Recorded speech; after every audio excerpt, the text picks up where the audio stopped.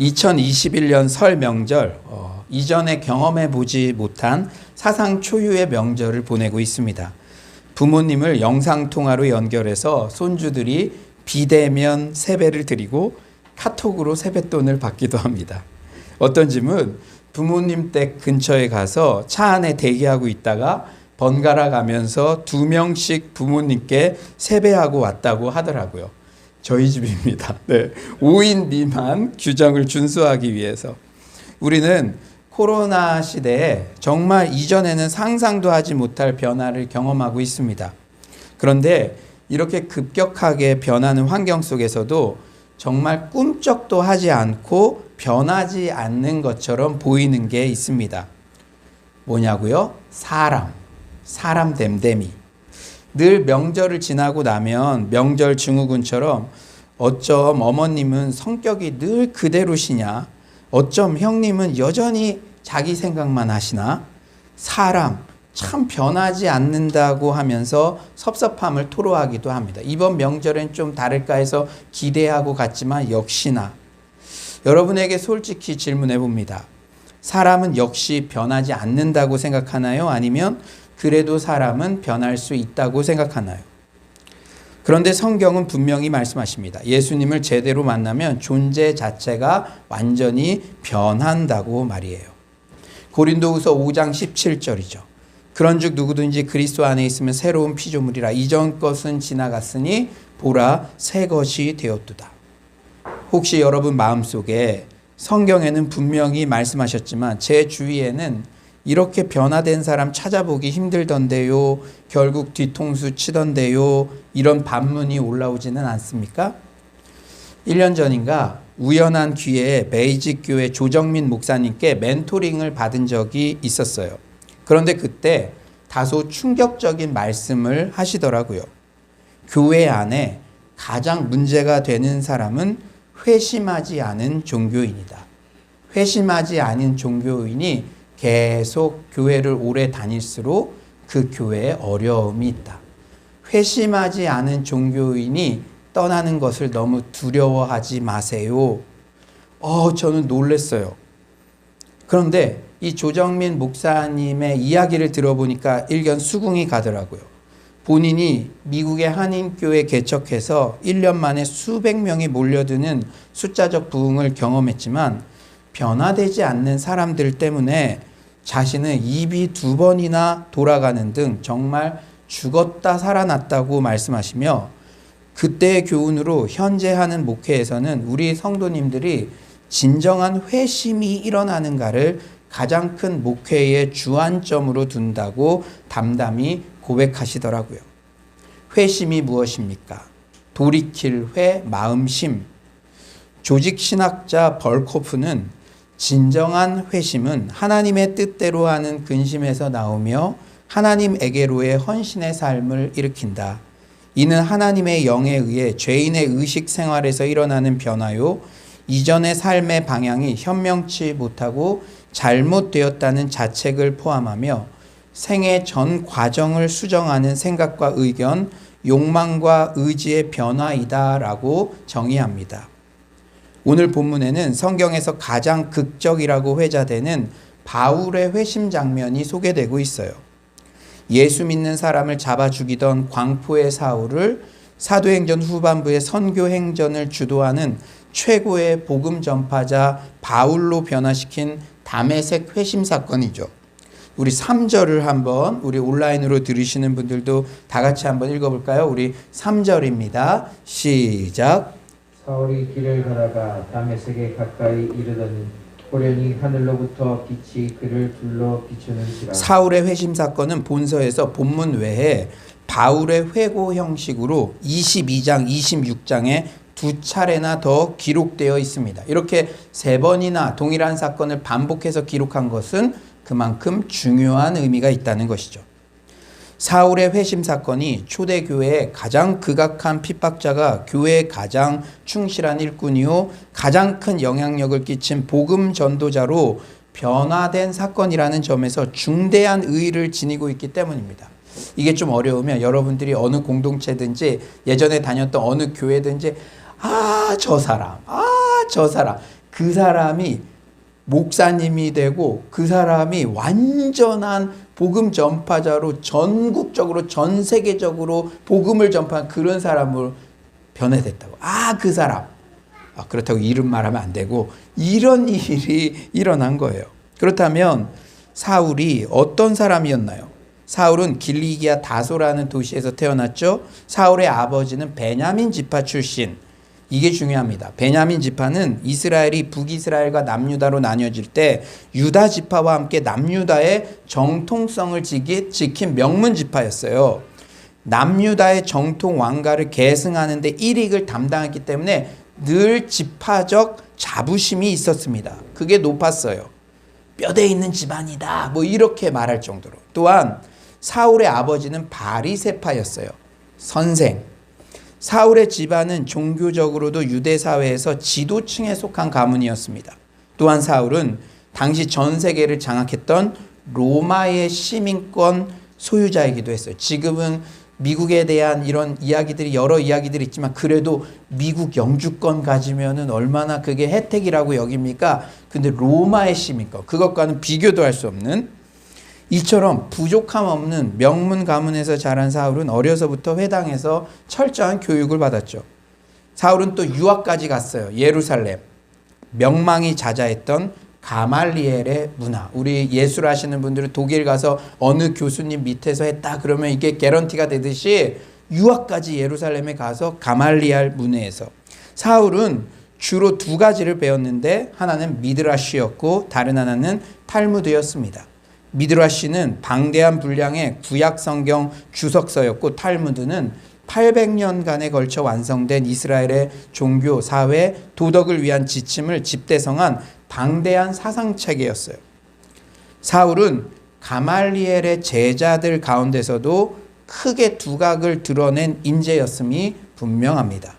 사울은 자기 자신이 배워온 유대교의 방대하고 깊은 사상체계에 근거해서 예수를 따르는 자들이 전하는 가르침은 하나님을 바르게 믿는 정통 유대교에 악한 해독을 끼치는 위험한 이단 사설이라고 단정합니다.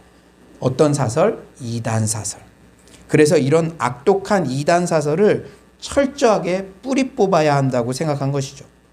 여러분, 불심이 깊은 부모님이 여러분 그냥 저를 그냥 썬데이 크리스천 아니죠. 불심이니까 하여튼 썬데이 불교도인처럼 뭐 그냥 저를 그냥 이렇게 소풍 가듯이 그렇게 왔다 갔다 하는 사람 말고 진짜 불심이 깊은 부모님이 자녀가 교회 가는 것을 그토록 강하게 반대하듯이 과격 이슬람 가족들이 크리스천 자녀를 죽음으로까지 몰고 가듯이 사울에게는 하나님과 유대교에 대한 그런 열심이 있었어요. 그래서 그는 그리스도인들을 체포하기 위해서 예루살렘과 유대 지역뿐 아니라 멀리 다메섹으로까지 원정을 가려고 하는 것입니다. 우리 1에서 2절 한번 큰 목소리로 한번 읽어볼까요? 1에서 2절이에요. 시작. 사울이 주의 제자들에 대하여 여전히 위협과 살기가 등등하여 대제사장에게 가서 다메섹 여러 회당에 가져갈 공문을 청하니 이는 만일 그 도를 따르는 사람을 만나면 남녀를 방문하고 결박하여 예루살렘으로 잡아오려 하니라. 다메섹. 그럼 다메섹은 어떤 도시일까? 왜 사울이 그토록 다메섹으로 가려고 했을까? 다메섹은 예루살렘으로부터 북서쪽으로 200km 이상 되는 곳에 멀리 떨어져 있는 수리아의, 오늘날의 시리아의 매우 오래된 도시예요. 유대 역사가 요세푸스는 로마의 폭군 네로 황제 통치하에서 이곳의 유대인 10,000명이 일시에 살해되었다고 말할 정도로 그 도시에는 유대인이 이미 많이 거주하고 있었습니다. 아마 당시 그곳에는 4에서 5만 명의 유대인이 있었으며 30여 개의 회당이 있었던 것으로 보여요. 또한 이 도시에는 고대 세계 곳곳에서 대상들, 큰 그 장사하시는 분들이 모여들어서 늘 많은 사람들이 활발한 교류를 나누었어요. 이런 상황에서 사울은 다메섹에서 그리스도의 복음이 왕성하게 되면 곧 온 세상으로 퍼져나가게 될 것을 우려하였을 것이며 그것을 방지하기 위해 서둘러 그곳으로 가고자 한 것입니다. 아주 전략적이기도 했고요. 그만큼 기독교가 전파되는 걸 막고 싶다. 왜냐? 유대교와 하나님에 대한 열심 때문에. 사울은 다메섹에서 그리스도인들을 싹쓸이 해오기 위해서 대제사장에게 공문을 받아왔습니다.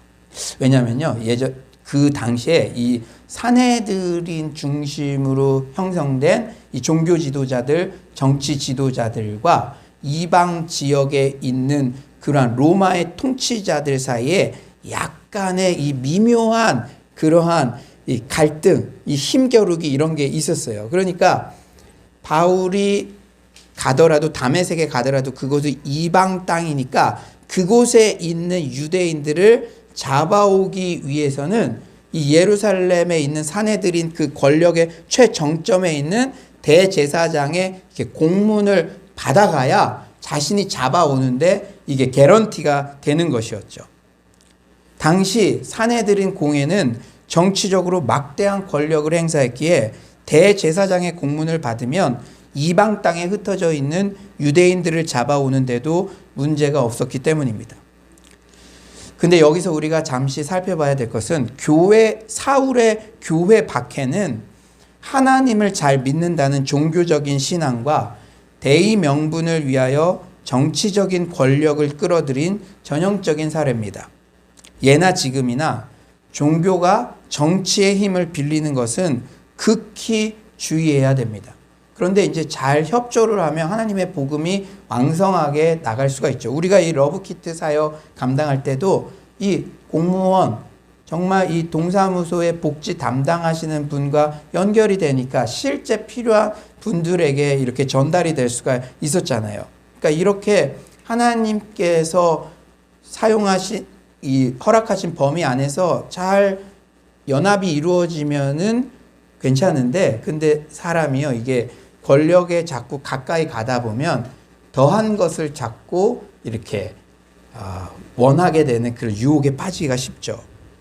예나 지금이나 종교가 정치의 힘을 빌리는 것은 극히 주의해야 돼요. 예를 들어서 교회 건축을 하는데 마침 교인 중에 관내 정치인이나 공무원이 있어 바른 정보를 얻고 적법한 방법으로 도움을 받는 것은 참 감사한 일이지만 편법을 동원한다거나 교회 사업을 위한다는 명목으로 압력을 행사하는 방식으로 일을 처리하게 되면 교회의 도덕성에 치명적인 손상을 입게 되는 것이죠. 무슨 건축 기일이 줄어들어서 아무것도 모르는 성도님들은 막 은혜다 이렇게 할 수 있지만 반드시 탈이 나게 되어 있습니다. 교회의 도덕성, 그것이 한번 흠집이 나면 이건 어떤 물질로도 어떤 것으로도 이게 안 되는 거예요. 비교가 안 되는 거예요.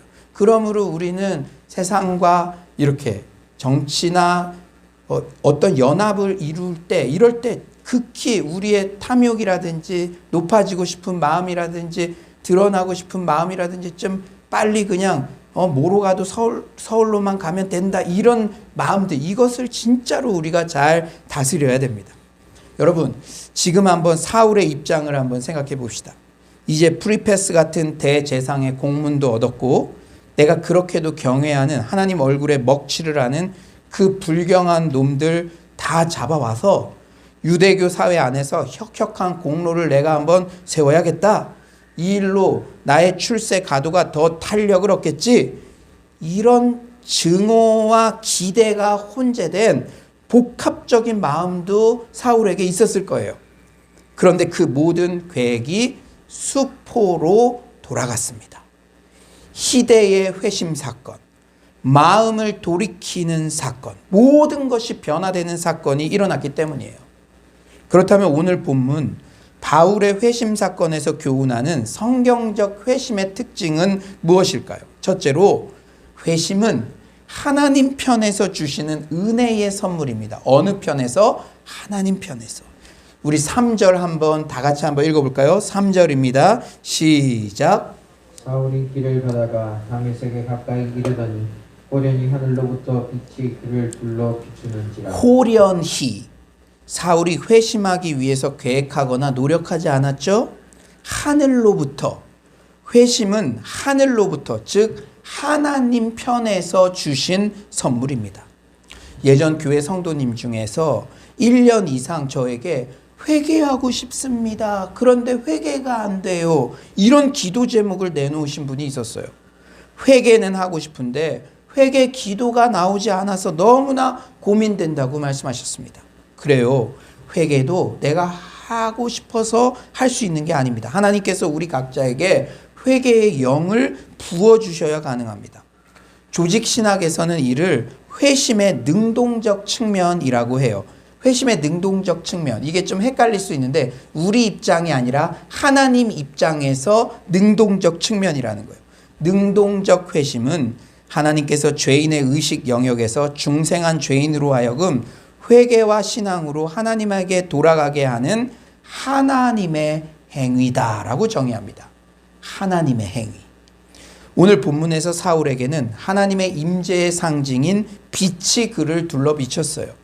구약 전체에서 주님은 자신의 임재를 초자연적 빛의 형태로 보이셨는데 나중에 이를 쉐키나라고 했습니다. 이 빛은 떨기나무 가운데서 모세에게 나타났고 광야에서 불기둥으로 이스라엘 백성을 인도했으며 그 백성 앞에서 시내산 위에 임했죠. 그리고 성막이 지어지자 쉐키나는 두꺼운 휘장 안쪽인 지성소의 언약궤 위에 머물렀습니다. 이 쉐키나, 이것이 나중에 성령의 임재 이런 것으로 발전되는 것이죠. 이렇듯 하나님께서는 그렇게도 하나님을 거부하는 바울을 쉐키나로 직접 찾아오신 것입니다. 주님의 쉐키나는 어떤 물리적 밝은 빛만을 의미하는 게 아니에요. 어떤 시간과 장소에서 하나님을 인식하게 하는 깨달음입니다. 그런 시간을 우리는 카이로스의 시간이라고 말하죠. 대대적으로 드러나는 광경이라기보다는 격려하거나 확인해 주시기 위해서 혹은 우리가 아직은 눈이 있어도 보지 못하는 어떤 것의 실제를 드러내시기 위해서 하나님께서 자신의 재량으로 선택해서 깨달음을 주시는 것입니다. 오늘 이 예배 시간에도 어떤 빛이 물리적으로 막 비치진 않았지만 여러분 각자의, 그걸 성령의 인격적 작용이라고 하죠. 여러분에게 깨닫게 하시는 것.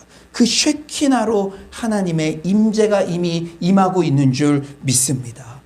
프랜시스 톰슨이라는 영국의 시인이 있었어요. 그는 천주교 신부나 의사가 되려고 했으나 양쪽 다 실패했습니다. 왜냐? 지독한 아편 중독 때문에. 빈털터리가 된 그는 누더기 차림에 다 떨어진 신발을 신고 런던의 거리를 배회했습니다. 운이 좋아서 일자리가 생겨도 오래가지 못했고 그러다 굶어 죽는 것을 면하려고 성냥을 파는 신세가 되었어요. 그러나 이 헐벗은 불황자의 가슴 속에 뛰는 심장을 하나님은 이미 자신의 것으로 삼으셨습니다. 잡지 메리 잉글랜드의 책임자가 톰슨의 시를 읽고 그를 거리에서 구해줬어요. 톰슨의 시를 책으로 내주었고 이 책으로 톰슨은 즉시 유명 인사가 되었습니다. 후에 톰슨은 천국의 사냥개라는 시를 남겼어요. 자신의 삶의 경험이 묻어난 시였죠. 하나님이 사랑하는 자를 지칠 줄 모르고 추적하신다는 내용입니다. 그 시를 한번 잘 들어보세요. 나는 그에게서 도망쳤네. 밤에도 그리고 낮에도. 나는 그에게서 도망쳤네. 수많은 세월 동안을. 나는 그에게서 도망쳤네. 내 마음속 미궁 같은 길로 그리고 슬픔 속에서도. 나는 숨었네. 겉으로는 연이어 웃으면서도 희망에 부풀어 오르다가도 두려움의 골짜기 거대한 울음 속으로 곤두박질 쳐버렸네. 나를 따라오는 추적해오는 그 힘찬 발소리로부터. 그러나 서두르지 않고 흐트러지지 않는 걸음걸이, 일부러 속도를 내며 장엄한 긴박함으로 두드린다. 그리고 한 목소리가 두드린다. 발소리보다 더 긴박하게. 너가 나를 배반하기에 모든 것이 너를 배반한다. 우리가 이 시를 공감할 수 있는 것은 우리 또한 톰슨처럼 사울처럼 주님을 지독히도 거부하다가 쉐키나, 주님에 대한 깨달음을 통해 주님을 영접한 경험들을 가지고 있기 때문입니다. 혹 지금도 주님의 추적을 피해 다니시는 분은 안 계십니까? 부활의 주님은 사울에게 무엇이라 말씀하셨죠? 가시체를 뒷발질하기가 너에게 고생이라. 주님의 초대를 거절할수록 고통스러울 뿐입니다. 특히 심리적 고통, 고난은 강력한 주님의 러브레터예요. 주님 사랑 안으로 어서 돌아오라는 초대장이죠. 코로나19를 낭비하지 맙시다. 이전의 성공의 방식이 더 이상 통하지 않는 무용지물처럼 여겨지며 무력감과 당혹감에 잠 못 이루는 밤이 잦아지는 이 고난의 때, 주님의 임재 안으로, 그 밝은 빛 안으로의 초대를 거절하지 않는 서울로의 모든 성도님들 되시길 간절히 축원합니다. 두 번째로 오늘 본문이 주는 성경적 회심의 교훈, 진정한 회심은 삶의 변화들을 수반합니다. 삶의 뭘요? 변화. 가장 대표적인 변화는 로드십의 변화죠. 주권. 내 삶을 주관하는 주권이 누구에게 있느냐? 8절은 이렇게 말씀하세요. 사울이 땅에서 일어나 눈은 떴으나 아무것도 보지 못하고 사람의 손에 끌려 다메섹으로 들어가서, 주목할 표현은 사람의 손에 끌려. 사울은 아주 주도적이고 열심히 특심인 사람이었어요. 그러니 예수 믿는 자를 잡으려고 적극적으로 공문까지 받아서 다메섹으로 원정까지 오지 않았겠습니까? 적극적인 사람이죠. 여러분, 우리들 중에도 정말 어떤 일을 하는데 이렇게 공문까지 받아가지고 저 출장까지 가가지고 그놈들 다 잡아오겠습니다, 이런 사람은 흔하지 않아요. 아주 주도적이고 리더고 나를 따라라, 내가 공문 받아올게, 이런 성향이었죠. 하지만 조금 전만 해도 앞장서 무리를 인도해 오던 사람이 이제 이끌리게 되었습니다. 믿는 자들을 체포하고자 하던 이가 이제 오히려 예수께 사로잡혔어요. 예수를 핍박하던 대제사장의 권세를 등에 업고 의기양양하게 위협과 살기를 가지고 그리스도인들에게로 나아가던 이가 이제 진정한 대제사장이신 예수 그리스도의 권세 아래 속하게 된 것입니다. 진정한 회심이 일어나면 이렇듯 삶의 주인이 바뀌어요. 내가 내 인생의 주도권을 잡아 흔드는 게 아니라 주님께 로드십을 이양해 드립니다. 매사에 주님이라면 어떻게 하셨을까? 주님, 어떤 게 좋을까요? 물으며 주님이 이끄시는 곳으로 따라갑니다. 나는 죽고 예수님이 사는 삶, 24시간 주님과 동행하는 삶을 살려고 몸부림치죠. 코로나19의 기간 동안 가장 많이 암송했던 말씀이 갈라디아서 2장 20절 말씀이었어요. 내가 그리스도와 함께 십자가에 못 박혔나니 그런즉 이제는 내가 사는 것이 아니요 오직 내 안에 그리스도께서 사시는 것이라. 내려놓음의 저자 이용규 선교사님은 내려놓음은 어떤 것을 내려놓으면 되는 것이구나, 내 물질, 내 학위, 그 어떤 것, 구체적인 것을 내려놓으면 되는 것이구나가 아니라 내 자아의 문제라고 설명합니다. 즉 나의 자아, 나의 주권을 하나님 앞에 내어드리고 그분의 로드십을 내 삶 가운데 인정할 것이냐 아니냐의 문제지, 내가 무엇을 얼마나 많이 포기할 것인가, 재정을 포기하고 기회를 포기하는 그런 지엽적 문제가 아니라는 것입니다. 왜냐하면 우리가 무엇을 도우면서도 내 자아가 드러나기를 원하고 내가 이것까지 포기했어요, 그럴 수도 있기 때문에 단순히 어떤 것을 포기했다, 그런 것이 아니라 진정으로 나의 삶의 주인을 누구로 모시고 살아가고 있느냐, 그 로드십이 누구에게 있느냐, 이 문제라는 것이죠. 그래서 내려놓음은 한마디로 십자가를 통과하는 삶이라고 말합니다. 사랑하는 여러분, 물론 회심은 하나님 편에서 주시는 선물이죠. 그런데 우리는 그저 하나님 책임이라고 넋놓고 있어서만은 안 됩니다. 회심에 합당한 열매를 맺어야 됩니다. 여러분, 회심이라는 것은 신학적으로 회개와 신앙을 합친 거예요. 그러니까 회개는 주로 구분하자면 과거에 잘못된 것에서 돌아가는 것, 후회하는 것, 그 다음에 신앙은 주님 뜻대로 살아가기로 나아가는 것, 미래적인 것이죠. 즉 우리는 회심에 합당한 열매를 맺어야 됩니다. 회심은 옛사람을 벗어버리고 죄를 회피할 뿐만 아니라 새 사람을 입고 거룩함을 위해서 노력하는 의식적 출발점을 표시합니다. 신구약에서 공통적으로 강조하는 것은 죄를 버리는 것으로 그치지 말고 하나님 편으로 돌이켜야 한다는 것이죠.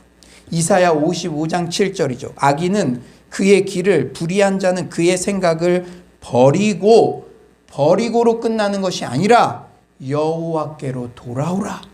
그리하면 그가 긍휼히 여기시리라. 우리 하나님께로 돌아오라. 그가 너그럽게 용서하시리라.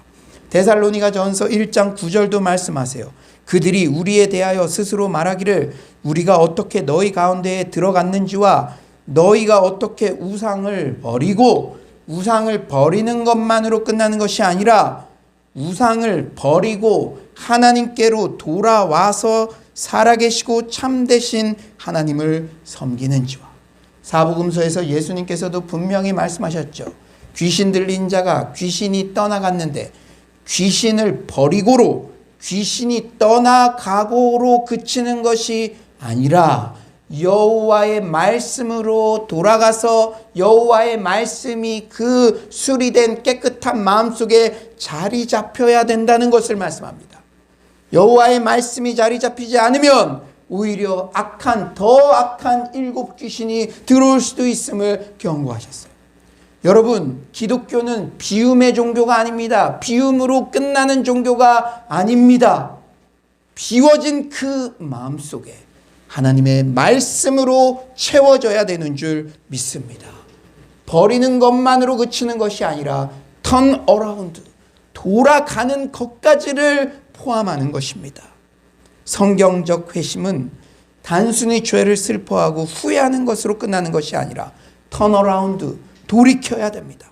도둑질하던 자는 도둑질 안 하는 것으로 그치는 것이 아니라 오히려 구제해야 합니다. 에베소서 4장 28절, 도둑질하는 자는 다시 도둑질하지 말고 돌이켜, 이게 핵심 단어죠. 돌이켜 가난한 자에게 구제할 수 있도록 자기 손으로 수고하여 선한 일을 하라. 사울 또한 교회를 핍박하던 일을 멈출 뿐 아니라 도리어 적극적인 복음 전파자가 되었습니다. 그런데 이 모든 반전의 역사, 실제적 변화는 로드십의 변화에서 시작됩니다. 우리 갈라디아서 2장 20절 말씀을 다시 한번 외워볼까요? 내가 그리스도와 함께 십자가에 못 박혔나니 그런즉 이제는 내가 사는 것이 아니요 오직 내 안에 그리스도께서 사시는 것이라. 이제 내가 육체 가운데 사는 것은 나를 사랑하사 나를 위하여 자기 자신을 버리신 하나님의 아들을 믿는 믿음 안에서 사는 것이라. 제가 이 말씀이 레마의 말씀으로 저에게 박혔던 그날 밤이 있습니다. 제가 직장에 가서 누구보다 열심히 살았어요. 은행장 한번 되어봐야겠다. 그런데 어느 날 문득 제 자신을 돌아보니까 절대 이런 인간 말종은 되지 말아야겠다.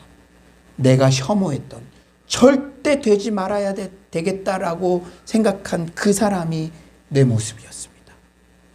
그때 저는 제 자신을 수용할 수가 없었어요. 그런데 그때 내가 그리스도와 함께 십자가에 못 박혔나니 그런즉 누구든지 그리스도 안에 있으면 새로운 피조물이라. 주님께서 새로운 피조물로 나를 인정해 주신다는 것이 복음 중에 복음으로 다가왔습니다. 그 사랑을 깨닫게 되니 이제 내가 육체 가운데 사는 것은 나를 사랑하사 나를 위하여 자기 자신을 버리신, 이제 내가 이 절대 절망 엉망진창의 상황에서도 여전히 예수 그리스도의 대속의 은혜, 그 사랑을 받았으니 이제 나는 주님 위해서 살고 싶습니다. 그 가장 처절한 밤에 그 마음이 저에게 부어지더라고요. 그래서 그날 밤 중국 영혼들이 보이기 시작했습니다. 자격으로는 안 되는 가장 엉망진창이었던 그날 밤이었지만 그때 주님께서는 영혼들에 대한 사랑의 마음을 저에게 부어주셨고 중국의 평신도 선교사로 가게 되고 지금 이렇게 사역을 감당하고 있습니다. 사랑하는 여러분, 하나님의 사랑을 깨달았습니까? 여러분의 주인이 예수님이심을 고백합니까? 그렇다면 이제 내가 육체 가운데 사는 것은 나에게 생명 주신 예수님을 위해서 그분이 무엇을 좋아하실까?